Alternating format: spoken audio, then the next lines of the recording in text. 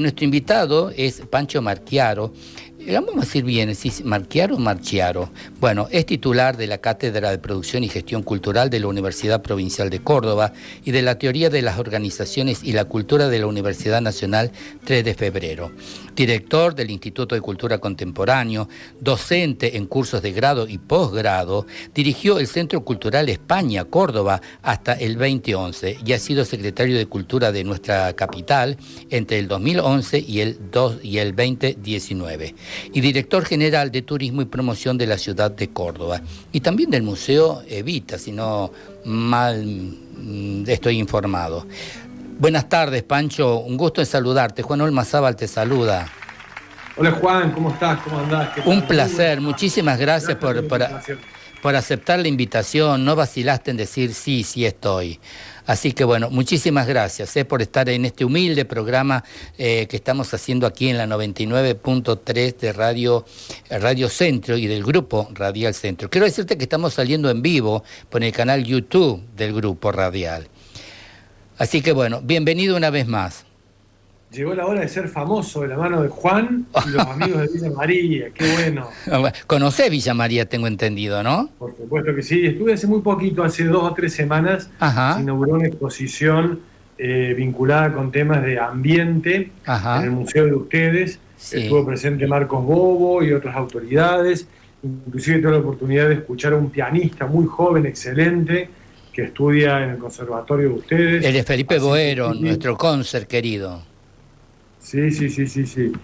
Y después visité la Galería de Arte de Nicolás Riofrío también. Arte sí. Córdoba, muy bueno. Así que nada, una ciudad muy pujante, muy potente, con mucha cultura. Esa galería ha sido es un saldo que nos deja a nivel cultural este 2025. Te quiero Es un activo, qué bueno. Totalmente, sí. Es realmente un gran desafío además.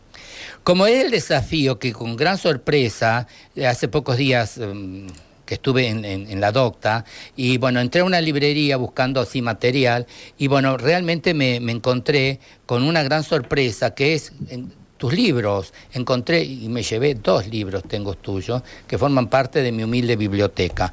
Una que es del último, así me dijo, el vidriero, ¿sabes qué? De Rubén Libros. Un amigo de la casa. Bueno. O sea, que hace un tiempo, cuando Rubén, porque la librería de Rubén de Córdoba Capital se llama así porque su dueño es un señor que se llama Rubén, casualmente Rubén Goldberg, que es una eminencia, ¿no? Ha recibido varios años el premio al librero del año que da la Feria del Libro de Buenos Aires. Y lo cierto es que cuando salió este material que vas a comentar ahora, él tuvo la generosidad de ponerlo en la vidriera. Y un amigo pasó por la vidriera, vio el libro, sacó una foto y me dijo, es como salir en Los Simpsons. Bueno, tu último libro, porque tenés varios, que es, me encantó, además la propuesta que tiene, que es El rapto de la psique. Aquí estamos. Y el otro, que no vacilé, La cultura de la gestión, reflexiones sobre el oficio de administrar proyectos para la cultura. Ese es una antigüedad, tiene 20 años ese libro. Bueno, pero creo que tiene una actualidad que sirve, porque no todo se recicla, ¿no? Es decir, pasan los tiempos, pasan los gobiernos, como decía Pinti, pero bueno, acá quedan los gestores.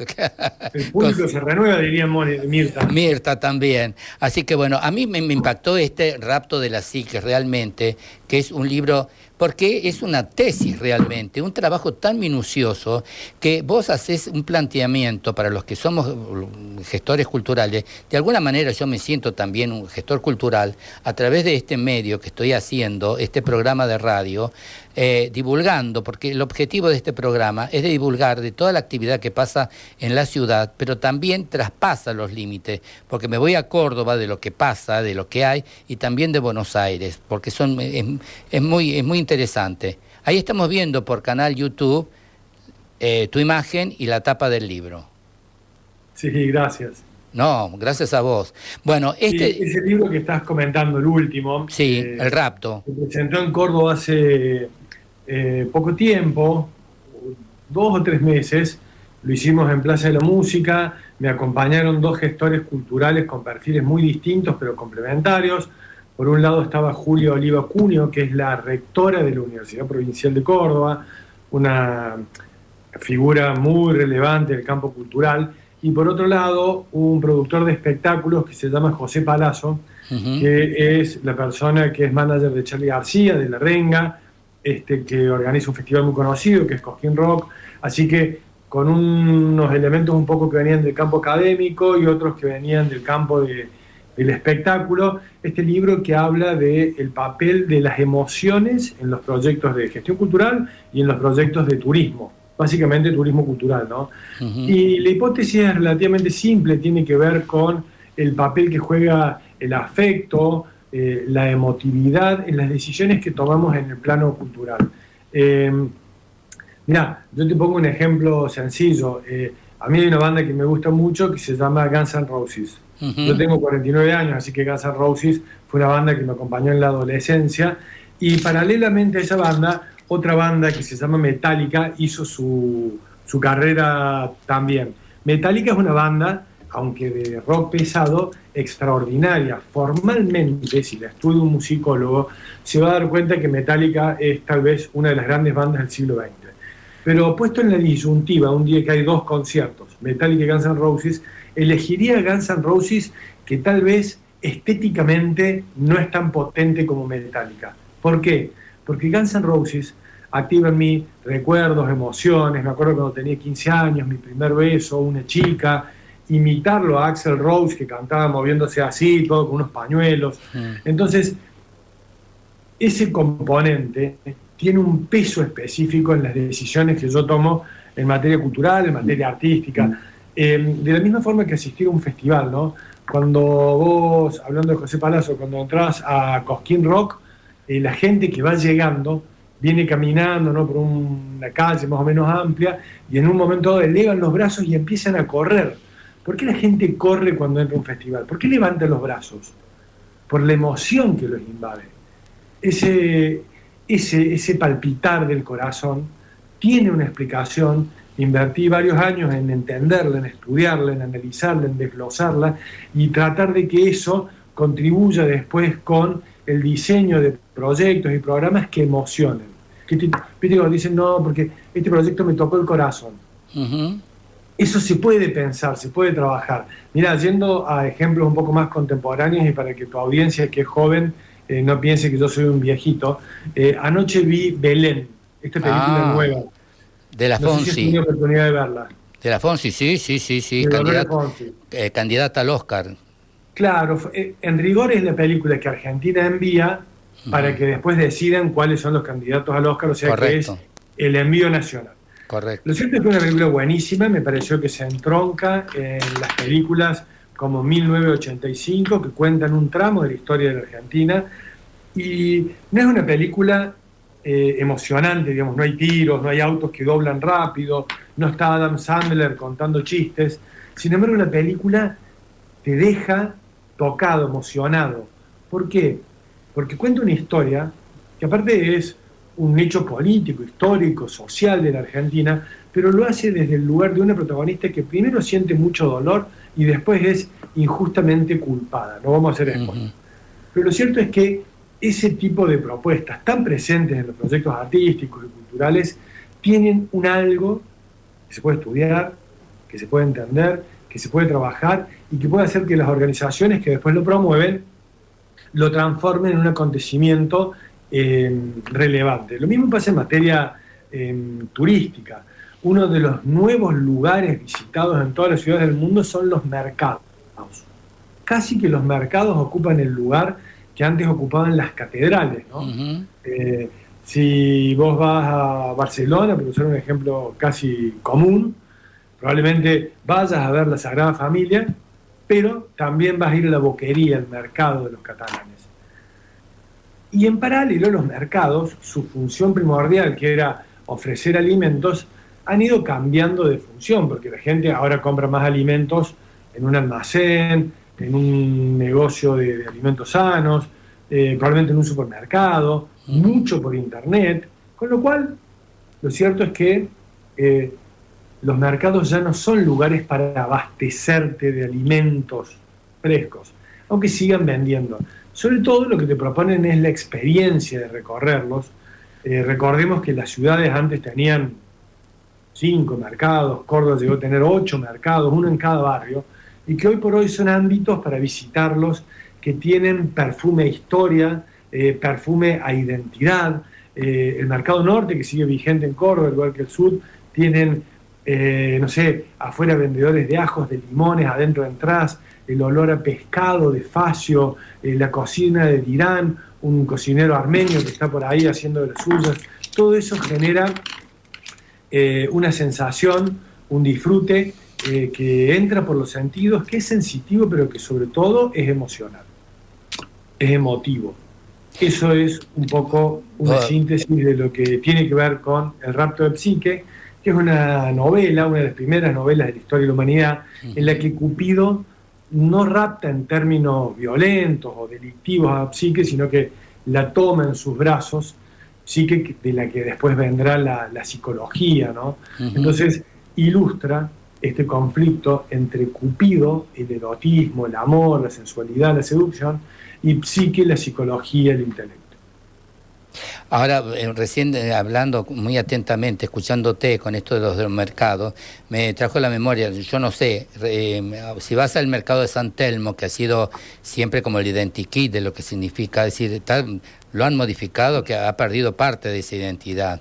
Es decir, se ha perdido algo de eso, pero bueno, sigue estando el edificio que es lo que ha quedado, nada más. Pero del interior se ha modificado bastante.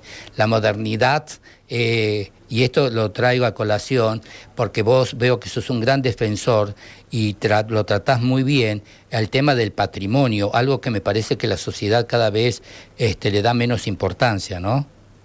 ¿Puede ser? Sí. Hay todo un debate en torno a una lectura más desarrollista o más, entre comillas, conservadora del patrimonio. El patrimonio es algo que va mucho más allá de una casa bonita y antigua, ¿no? Hay que compartir con todos tus oyentes y ahora televidentes que el patrimonio es una suerte de legado donde el componente intangible muchas veces tiene un peso específico inclusive más alto que el componente tangible, ¿no?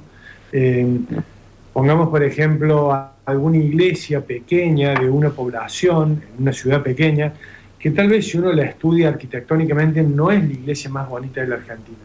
Pero en esa iglesia se casaron los padres de los habitantes de esa ciudad, bautizaron a sus hijos, se volvió a casar una nueva generación, probablemente a algún abuelo se le dio el último adiós en una misa en esa misma iglesia. Entonces la carga de las personas y de sus historias en ese edificio es mucho más alta que las características arquitectónicas. Por eso, cuando analizamos un elemento patrimonial, muchas veces tenemos que pensar sobre todo en sus historias, en su legado, en esa trama que se va vinculando de personas, recorridos, relatos, historias, inclusive hasta reivindicaciones políticas y sociales que un pueblo ha hecho y que se sitúan o se anclan en un espacio particular. Y después de esto viene que muchos de estos espacios, ya pensándolo en términos turísticos y más técnicos, tienen la posibilidad de recibir a mucha gente. Las iglesias han sido siempre el ámbito de reunión de la comunidad. Cuando digo las iglesias, en rigor te pido disculpas, me refiero a los templos. Sí, a lo mejor una sinagoga, una mezquita, son lugares amplios donde la gente asistía 1 o 2 veces por semana, donde sucedían actividades sociales, musicales, artísticas. Entonces, con el paso del tiempo, a lo mejor las personas han reemplazado su sistema y sus prácticas religiosas, y tal vez la gente ya no va tanto a misa. Pero sí van turistas a visitar ese lugar que cuenta una historia de una población. Entonces, me parece interesante reivindicar esos roles, ¿no? Y en atención a los mercados, bueno, pasa algo de esto mismo que estamos comentando. A lo mejor algunos de los mercados se debían una renovación arquitectónica, pero son lugares que eran capaces de recibir a miles y miles de personas, y ahora que las prácticas de compra de alimentos han cambiado, y que hay muchas verdulerías y carnicerías en barrios, el mercado ha pasado a ser un lugar para visitar, y una oportunidad también, esto hay que decirlo, de desarrollo sostenible, porque el chiste detrás de todos estos temas de gestión cultural y de gestión turística es que mientras algunas industrias están reduciendo la cantidad de empleo que pueden construir debido a impactos como el de la robótica o el de la inteligencia artificial, el turismo y la cultura generan cada vez más oportunidades de empleo. Un festival como Cosquín Rock toma a 11.000 personas para trabajar. ¿11.000? Solamente en el festival. Sumale a eso todas las noches de alojamiento, de hoteles, cabañas, restaurantes, personas que manejan colectivos, aviones, taxis. Entonces, Cosquín Rock genera una economía. Mirá, este fin de semana estuvo Oasis en Buenos Aires. Sí. El instituto en el que yo trabajo hizo un estudio de triple impacto y determinó que se generaron cerca de 35 millones de dólares a partir de la presencia de Oasis en Buenos Aires. Mirá vos. De los cuales solo 10 millones fueron entradas. Mirá vos. Pero 20 millones tienen que ver con alojamiento, con traslado, con estadías, con comidas, con experiencias, que se consumieron inclusive fuera del predio del festival, pero de personas que a lo mejor venían de Brasil, de Uruguay, de Paraguay y querían ver ese show. Entonces, esta es la gran potencia, ya no tan oculta, de los temas que tienen que ver con cultura, espectáculos, gastronomía y turismo. Qué bárbaro. Recién al hablar, en mencionar los templos y como modo de atracción turística, en Córdoba tienen los capuchinos, que realmente se está haciendo un trabajo gigantesco a través de Mamana, que es la restauración de los famosos murales, de una obra construida es también. Una iglesia muy particular porque además de tener una belleza única, fue concebida por Francisco Ferrari, un grande. El papá de León Ferrari, un artista que era un artista medio blasfemo. Sí. Así que, o no sé si blasfemo, pero por lo menos controvertido. Así que el padre hacía iglesias y el hijo ponía en jaque religiones. Y bueno, tiene una gran belleza, como decís vos, muchos misterios. Tiene la particularidad de que tiene una torre distinta que la otra, porque la perfección solo ha sido dada para Dios. Y además de eso, los capuchinos, que eran unos padres, unos hermanos muy austeros, cuando vieron las características maravillosas de esta iglesia que fue creada para complementar la capilla del Buen Pastor, que era una capilla de una prisión de mujeres, sí. Se sorprendieron y se disgustaron al punto que el párroco que consiguió construir esa belleza fue despedido o maltratado por hacer una iglesia tan linda y atractiva. Realmente. Ahora, algo que me llamó mucho la atención también es que en este trabajo de investigación que vos haces tan minuciosamente, cómo tenés muy en cuenta las variables, tanto de sexo como de edades, es decir, como propuestas, me parece que es algo muy interesante cuando se va a elaborar un proyecto, porque, a ver, hacerlo por hacer es como que tiene que tener un destinatario y tiene que tener un objetivo. ¿Por qué lo haces y para qué lo haces? ¿O no? Sí, efectivamente, ahí la cultura tiene, la gastronomía, los espectáculos, esta posibilidad de que, por un lado, convoca a personas que integran con cierta heterogeneidad el género masculino, el género femenino y también las diversidades. Pero sobre todo construye empleo en estos sectores. Mirá, hace un tiempo, yo no tengo ningún tatuaje, pero hace un tiempo me llamaba la atención cómo la gente se empezó a hacer tatuajes y que eso era en cierta medida un impedimento para conseguir una oportunidad laboral. O sea, si vos tenías tatuajes eras como mal visto, ¿no? Y esta semana leí un artículo, un aviso en internet que decía: busco mozo para bar en Güemes, preferentemente con tatuaje en los brazos. Mirá vos. O sea que ha pasado a ser en determinadas industrias una oportunidad. Y por ejemplo, los hermanos venezolanos que han venido en mucha cantidad a Argentina y particularmente a Córdoba, se integran en el circuito laboral muchas veces cocinando en un restaurante, haciendo su propia comida, el legado que traen de su cultura, las arepas, y si han tenido menos suerte, pero están todavía en la búsqueda laboral, a lo mejor distribuyen comida a través de Rappi u otras aplicaciones. Con lo cual, la gastronomía es una potencia incorporadora de recursos humanos, incluyendo diversidades, porque estas personas llegan con poca andadura social, sin vínculos, entonces les cuesta conseguir un trabajo al principio. Así que vos fíjate cómo podemos hablar de triple impacto cuando hablamos de proyectos artísticos y culturales, en la medida en la que construyen una gran economía, como acabamos de hablar en el caso del festival, tienen mucho calado social, mucha profundidad, por lo que decíamos de las mujeres, de las diversidades, y por otro lado, tienen una inversión ambiental baja.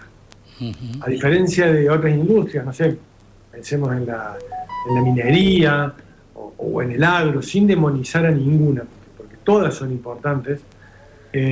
Sin agro no hay alimentación, sin alimentación no hay gastronomía, no tengámoslo claro, pero estas industrias han tenido una tecnologización tan fuerte que a lo mejor lo que antes era trabajar un campo que requería una cantidad de mano de obra muy importante, hoy se hace con una máquina y sin mucho esfuerzo, pero con una inversión ambiental alta, ¿no? En cambio, una exposición de arte, un concierto de música barroca, una obra de teatro, demandan y se preocupan cada vez más en ser amigables con el ambiente, y esta es la tercer pata del triple impacto de los proyectos vinculados con la cultura y el arte. ¿Qué sugerencia le darías hoy a un gestor cultural, a alguien que está al frente de una pequeña institución, de una mediana o grande, por qué no? Que se compre mi libro. Sí, aquí está, interesante, realmente muy interesante la propuesta. Bueno, pero más allá de eso, y hablando en serio, hay como una suerte de decálogo de las organizaciones culturales que tienen que ver con la actitud, con el compromiso, con el contexto, con trabajar en red, con vincularse de persona a persona. El equipo, el trabajar en equipo, vos haces mucho hincapié en eso, que es muy interesante. Trabajar en equipo, sin duda, y trabajar con otros equipos. A lo mejor vos trabajás en el museo. Interdisciplinario, la interdisciplinariedad, ¿no? Claro, lo interdisciplinario. Pero te vinculás con el teatro del frente, con el restaurante de la otra cuadra, y pensás proyectos que sean en red entre estas organizaciones, ¿no? Entonces, mira, si viene a ver la obra que tenemos en el museo, va a tener 15% de descuento en el espectáculo teatral que tiene en el Teatro del Frente. Cuando salga el Teatro del Frente, no deje de tomarse una cerveza bien fría, como la que me voy a tomar yo cuando termine esta nota, en la cervecería de Juan, que está justo en la otra cuadra. Entonces, generás ahí un pequeño circuito con sinergia que tiene bastante sentido y que amplía las posibilidades de desarrollo de las personas y la experiencia de Villa María, porque a lo mejor si nadie te recomienda nada, vas y te compras una lata de una cerveza que hicieron, no sé, en Buenos Aires o en México, o en Brasil. Bueno, vos sabés que... No, hay cerveza local. Yo voy a elegir sin dudas una cerveza local, porque es una experiencia que voy a tener distinta. Y si en vez de irme a ver tele al hotel, me decís que hay una obra de teatro, voy a ir a ver la obra de teatro, porque sé que no voy a tener otra oportunidad de verla. Entonces, esa energía escondida en las oportunidades de trabajo en equipo, para mí tiene que ver con una maximización del triple impacto de la cultura.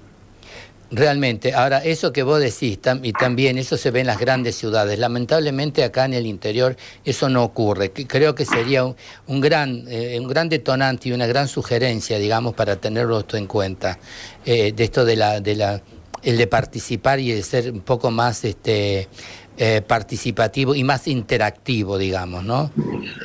La gastronomía últimamente acá en la ciudad está tomando y está cobrando un gran protagonismo, por un lado también, así que bueno. Bueno, muchos hablan de que la gastronomía es el octavo arte, ¿no? Pensando que, así como estaban las 7 musas, digamos, o las 6 musas, el séptimo arte fue el cine, el octavo arte pareciera ser la gastronomía, porque como dicen ahora los cocineros, para alimentarte está la heladera, para vivir una experiencia de venir al restaurante. Pancho, ha sido un placer estar con vos compartiendo este momento. No sé si querés decirnos algo, sugerirnos algo. Mira, la verdad es que primero agradecerte, las personas que trabajamos en los proyectos culturales, estamos vinculados con el campo de la comunicación, porque la cultura comunica, además de transformar. Entonces, el hecho de que te hayas tomado la molestia junto con tu equipo de producción, de contactarme, de invitarme a participar hoy de tu programa, la verdad me ha dado muchísimo gusto, y lo primero que quiero hacer es agradecerte a vos y a las personas que eventualmente estén escuchando esta conversación. Y lo segundo, para quienes ya están interesados en temas de turismo, de gastronomía, de arte, de comunicación, comunicación, insistirles en que intenten formarse. Muchas veces pensamos que el campo simbólico de las experiencias creativas no demanda de una formación formal, pero es cada vez más importante. Entonces, reúnan material, eviten la simplicidad de programas, software, inteligencia artificial, apuesten por su propia creatividad y busquen construirse como personas valiosas en su comunidad. Pancho, un abrazo enorme, gracias a vos, gracias por tu generosidad, porque no vacilaste a decir sí, voy. Así que bueno, muchísimas gracias, gracias por tu vida y bueno, por todos los proyectos que tendrás ahí en carpeta, ahora ya próximo a umbral de un nuevo año, bueno, que se concrete todo lo que tengas, junto a tu equipo de gente que te acompaña. Muchísimas gracias. No, gracias a vos. Que tengan muy buenas tardes y buen fin de semana largo para que nos van a poder descansar. Gracias, Pancho. Un abrazo. Gracias.